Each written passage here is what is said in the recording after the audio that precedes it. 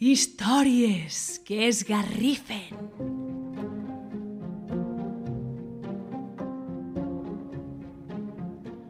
Soc Joan Borja i contaré una història de por que es diu El Mas de Patiràs.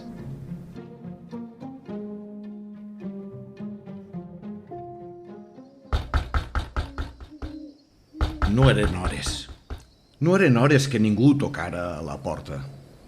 Menys encara una nit com aquella, amb una ventolera de 1000 dimonis, tronant i llampant i plovent una aigua de misericòrdia. Qui deu ser? Qui deu tocar tan a deshora a la porta, enmig de la tempesta, en plena nit de Tots Sants? Va pensar Vicent. Rosaura i Vicent eren un matrimoni d'edat madura. Vivien solitaris al Mas de Patiràs. No havien tingut fills i amb el temps havien guanyat entre els veïns dels masos propers una fama estimable de tindre el caràcter esquerp, egoista i gasiu. «Tenen el geni pudent», diagnosticaven uns, «i són més agarrats que el rovell», sentenciaven els altres. El cas és que enmig de la tempesta, en la negror d'aquella nit infernal, algú estava tocant a la porta.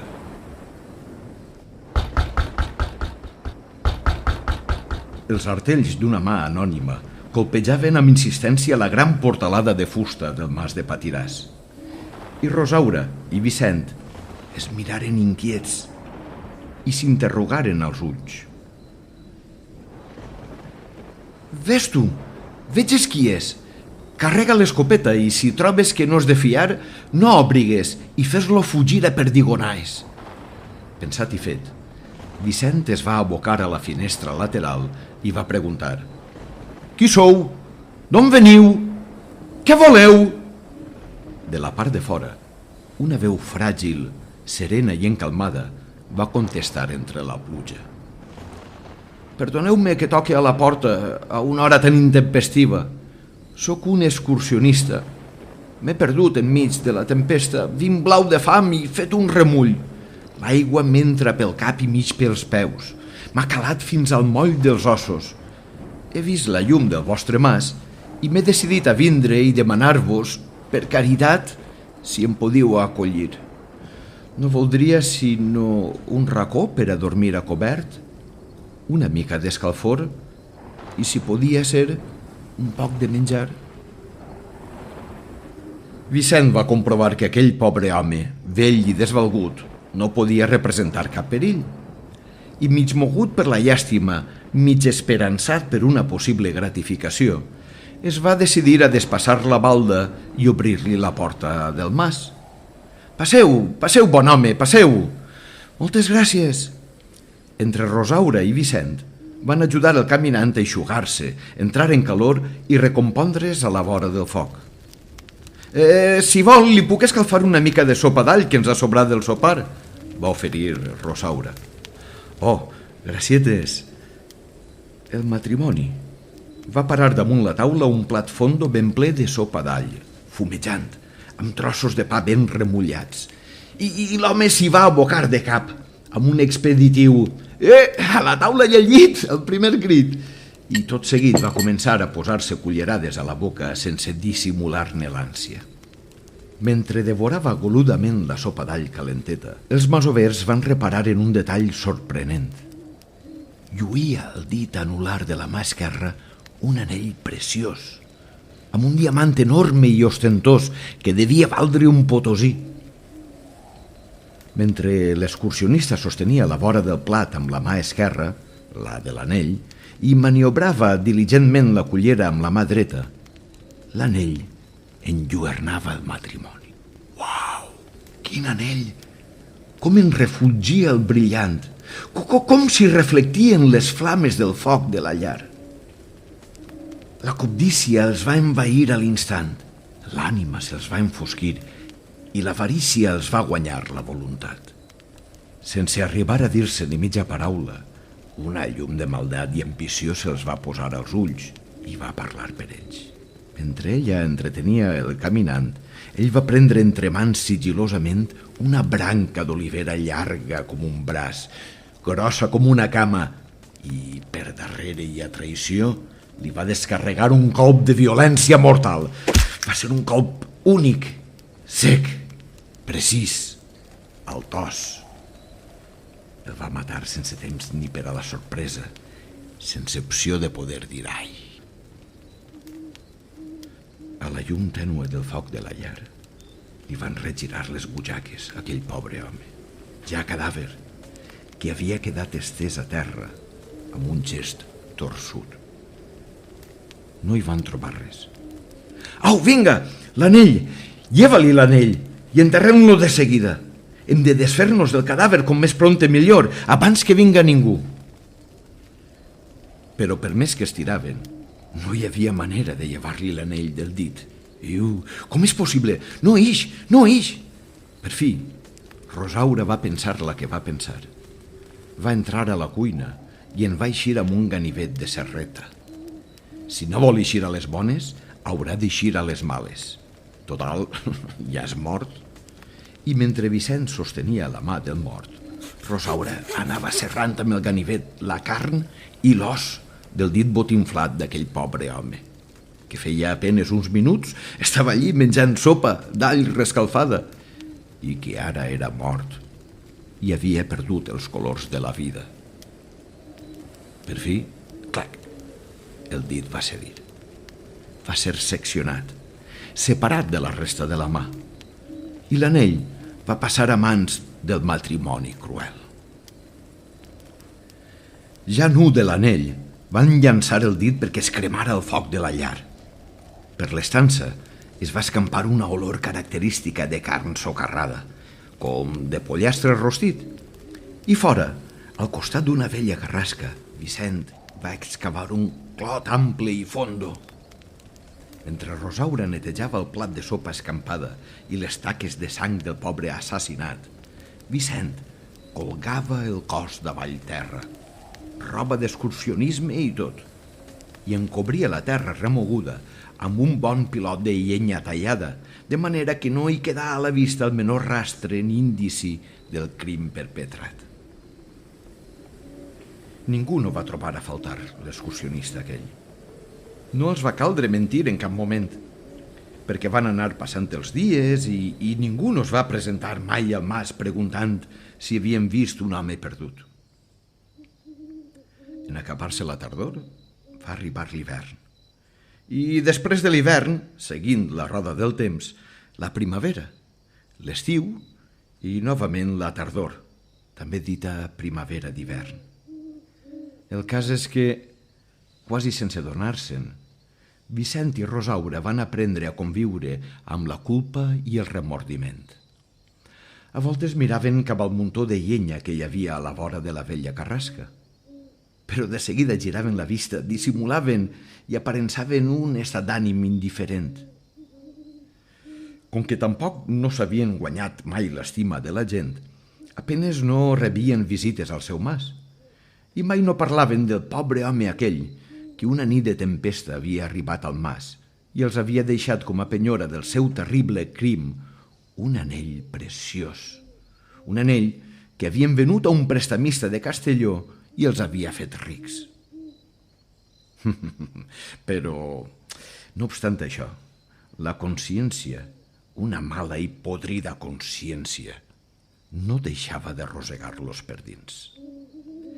I els diners que havien obtingut per la venda de l'anell no els va canviar la vida, sinó per fer-los més recelosos encara, més esquius, més retrets i més esquerps. Tenien Vicent i Rosaura les ànimes inquietes.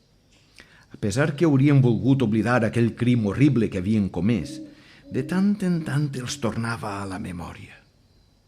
I algunes nits es despertaven sobtadament després d'haver somiat la roba de trekking d'un excursionista, un dit mutilat crepitant al foc, una branca d'olivera tacada de sang, o la terra humida remoguda a la vora d'una carrasca.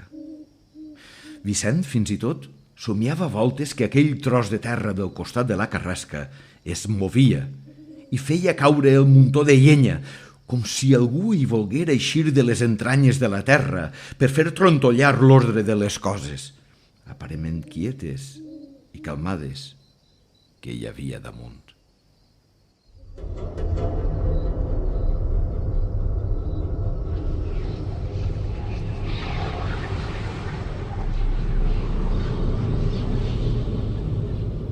Aquell any, com l'any anterior, la nit de Tots Sants va fer una nit de tempesta. Hi havia una ventolera de 1000 dimonis, tronava i llampava que feia fredat, i plovia una aigua de misericòrdia, com si del cel n'abocaren a poalars. No eren hores, no. No eren hores que ningú tocara a la porta una nit com aquella. Però hi van tocar. I van tornar a tocar. Exactament com en la nit de feia un any. Rosaura i Vicent es van mirar. Dins dels ulls de l'altre van trobar la foscor tenebrosa de la pròpia por. Per fi, Rosaura va dir: Ves tu, veges qui és. Carrega l'escopeta i, si això, fes-lo fugir a perdigonaes. Vicent, temorós, es va apropar a la porta. Qui sou? D'on veniu? Què voleu? Va preguntar.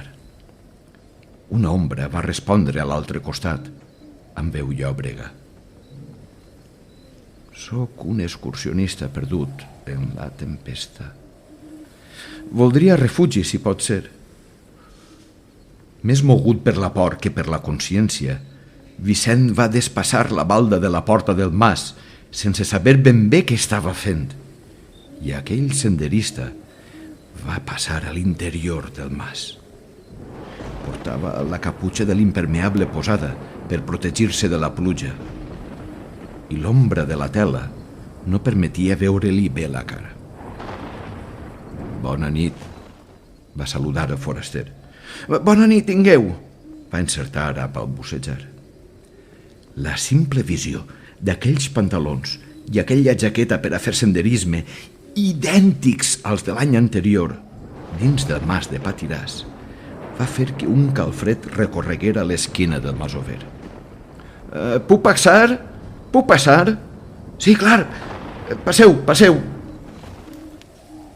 Quan el foraster va entrar al menjador, a Rosaura per poc no se li para el cor, de la impressió que li va fer la semblança d'aquell home amb el que havien mort l'any anterior. Cert era que la caputxa no permetia veure amb clara definició les faccions del foraster, però l'estatura era la mateixa. El model i el color de la roba també. I hauria jurat que la cara era, si no igual, sí molt pareguda. Pot ser amb la diferència que el caminant d'enguany semblava com si tinguera la pell una mica marcada, a clotets, com tacada de verola. Què? Em convidareu a sopa d'all? Va preguntar amb veu fosca. Sopa d'all? Sopa d'all? Com sabeu que fem sopa d'all, ací al mas? Inquiria Rosaura. I mentre parlava, notà que les cames li tremolaven. Per l'olor ha sigut entrar i sentir de seguida l'olor de la sopa d'all. Vicent va escalfar un plat de sopa d'all i li va servir a taula. Cap dels tres no va tornar a badar boca. El silenci ho envaïa tot. Només se sentia la remor del vent pentinant i despentinant els arbres, l'aigua de la pluja que colpejava les finestres i queia dolls de les teulades, el foc que cremava llenya de pi i de carrasca a la llar gran del mas. A la taula i al llit, el primer crit, va dir amb una veu rogallosa abans de pegar la primera cullerada a la sopa. menjava en silenci i el matrimoni el mirava menjar també en silenci. De sobte, el cresol que hi havia sobre la taula es va apagar i va quedar només el foc de la llar com a única il·luminació. Les ombres s'allargassaven i semblaven ballar amb el mateix ritme lúgubre de les flames. El silenci es va fer encara més espès i va ser aleshores quan Rosaura se'n va adonar. Se'n va adonar. A la mà esquerra d'aquell home desconcertant, la que sostenia la vora del plat mentre la mà dreta maniobrava amb la cullera, a aquella mà li faltava un dit. El dit anular. Rosaura va engolir saliva i va fer un colpet de colze al seu marit. Amb un lleu moviment del cap, el front i les celles li va fer parar l'atenció. «Ei, mira!» li va xiu-xiuejar a cau d'orella. La mà. Li falta el dit. Sense saber per què, el cor li anava a 100.000 per hora dins del pit. I més que res per omplir aquell silenci enutjós que s'hi havia fet, va voler moure conversa amb aquell caminant estrany, amb l'estança encara mitja fosques. I vostè fa molt que està per ací? L'home va contestar amb una veu engolada. Sí, fa cosa d'un any. Veig que li falta un dit a la mà. S'atrevia a observar-li. Sí. I com va ser que el va perdre? Li va preguntar amb el cor a punt de desbocar-se. Me'l van tallar. Rosaura no n'hauria volgut més de conversa. Notava que a pesar d'estar a prop del foc, per l'esquena li corria com una suor freda. Però tot i això, no va saber reprimir-se l'instint de preguntar encara, amb veu trencada i temorenca, «I per què li el van tallar?» L'home va fer un llarg i incòmode silenci abans de contestar. Per a robar-me un anell que portava posat. I, escolta, qui va ser que li va tallar el dit? Just en aquell instant, un llamp va caure sobre la teulada del mas de Patiràs i el tro ensordidor que s'hi va produir es va confondre amb la veuarra igualment poderosa d'aquell home.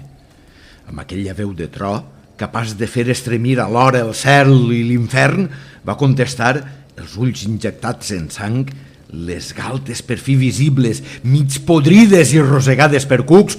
Tu! Diu que al sant demà, en aclarir-se el temps, van trobar el mas de Patiràs, amb la teulada feta malbé per un llamp.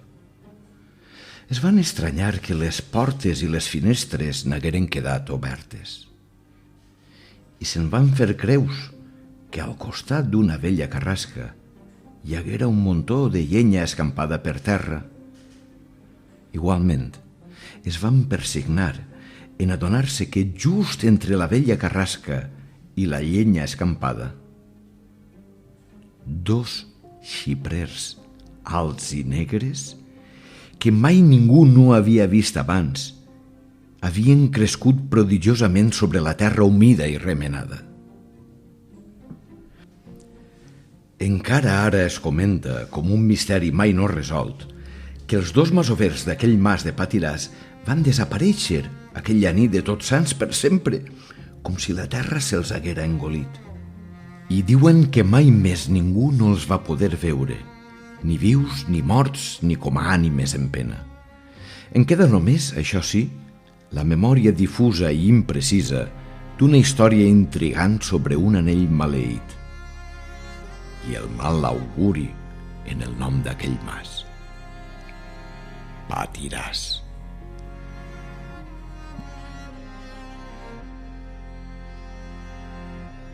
Històries que esgarrifen.